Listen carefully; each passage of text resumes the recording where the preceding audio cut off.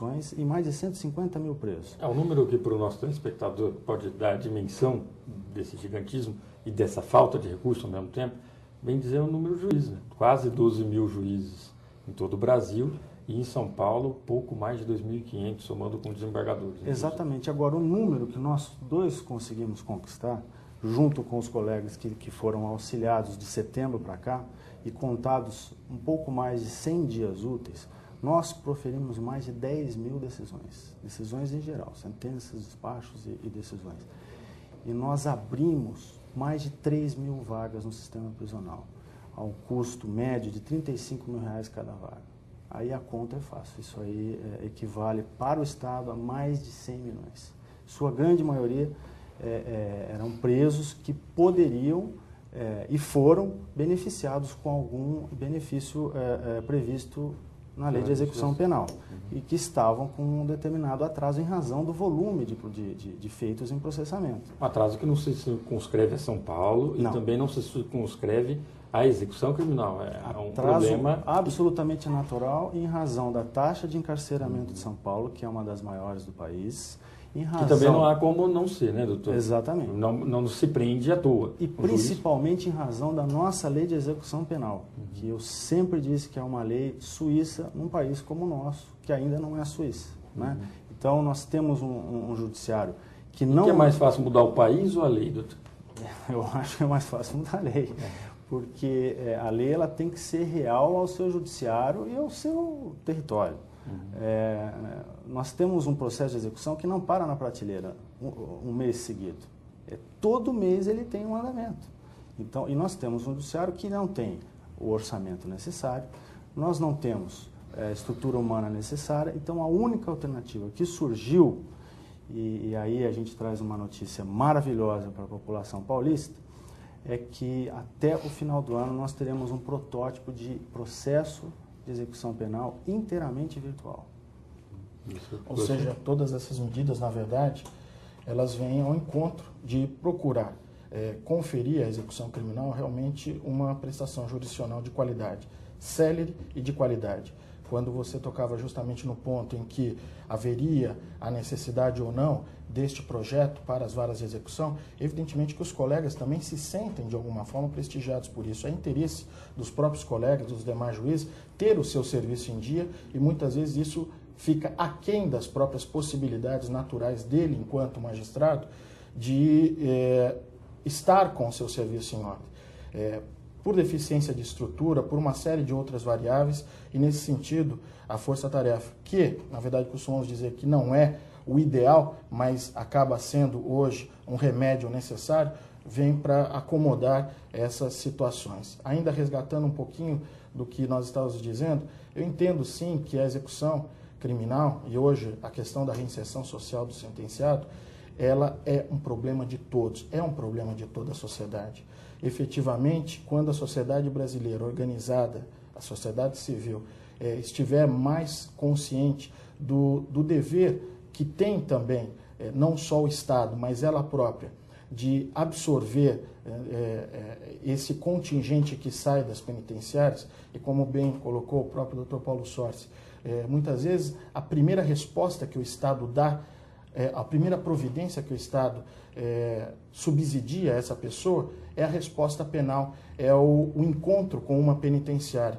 Muitas vezes, quando a sociedade se der conta de que precisa também estar engajada nesse problema, nós com certeza vamos ter uma sociedade até em ponto de igualdade e com diminuição sensível da nossa criminalidade. Certo, doutores, eu peço licença para os senhores. Nós vamos a um rápido intervalo e já voltamos. Estamos de volta com Frente a Frente com a Justiça, nessa oportunidade discutindo o tema execuções criminais, e para isso nós estamos com os dois especialistas, Dr. Paulo Sorsi e Dr. Geraldo Lanfredi. Doutores, no bloco anterior, números astronômicos que acho que assustaram não só todos aqui presentes, mas também o nosso telespectador. 150 mil presos e os senhores conseguiram aí um pouco mais de 4 meses, 5 meses, 10 mil decisões. Imagino que o Ministério Público, por outro lado, como defensor dessa sociedade, tenha recorrido também bastante, porque afinal de contas 10 mil, processo com 3 mil presos, é isso? Que abriram 3 mil vagas. 3 mil vagas foram abertas no sistema prisional paulista em razão dessa operação idealizada pelo Conselho Superior da Magistratura. E aí houve uma enxurrada de recursos do Ministério Público. Olha, eu não me lembro de mais de 10 recursos. Não. Peraí, nós não tivemos 10 mil, nós tivemos, quer dizer, vamos fazer conta, nem 0,1%, é isso? Luciano, era processo que não recebia o processamento ideal. Então, a prova de que havia um atraso indesejado e que a solução encontrada pelo Conselho Superior da Magistratura com a criação desse grupo foi a acertada para eliminar esse atraso.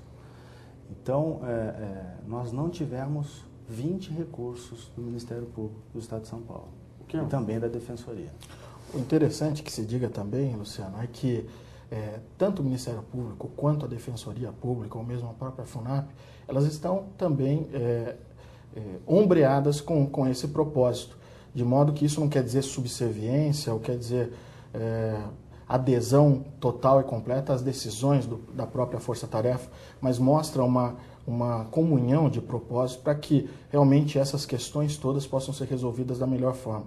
Esse talvez seja até um grande diferencial da força-tarefa. Para além dessa colaboração de todos esses personagens que interferem diretamente no sistema carcerário paulista, é também ver e propiciar um diagnóstico de todas as unidades cartorárias dos juízos que são visitados, a fim de poder, através desse registro, corrigir eventuais distorções em termos de rotinas e da própria estrutura, para que aquela unidade dali para frente possa realmente ter um andamento normal e em condições realmente de seguir vida com a normalidade do serviço resgatada. Doutor, a gente acompanha pela imprensa um trabalho também do CNJ, aparentemente similar ao desenvolvido aqui por São Paulo. Gostaria de, primeiro, há uma integração entre Conselho Nacional de Justiça, Supremo Tribunal Federal, Superior Tribunal de Justiça, Tribunal de Justiça, Conselho Superior da Magistratura e essa força-tarefa, há uma integração para se buscar essa celeridade processual, ou as ações são isoladas? A gente vive num mundo estanque onde o Judiciário Federal trabalha de um jeito, no âmbito de CNJ de outra forma, e aqui em São Paulo de uma forma diferente. Há uma interligação, vasos comunicantes ou não? Há uma integração muito forte. O Dr. Lanfred e eu fazemos parte do grupo de monitoramento e aperfeiçoamento do sistema carcerário do CNJ, né? Já fomos convidados para participar dos mutirões do CNJ. Não pudemos ir porque nós temos que fazer a parte aqui de metade dos presos do país, né? Mas há uma integração total. Doutores, então os senhores também são observadores privilegiados do que acontece fora das divisas do nosso Estado, né?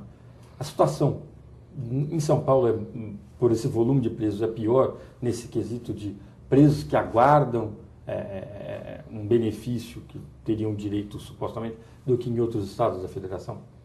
O nosso problema é um problema grave, inerente a todo o sistema prisional do país, mas não é o nosso sistema efetivamente o pior que nós podemos observar aí nos diversos estados brasileiros.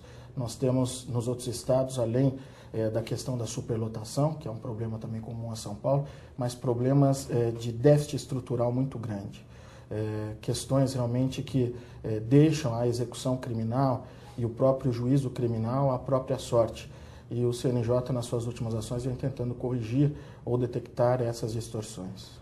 Doutor, vocês apontaram aí um tema importante, que foi a virtualização desse processo de execução.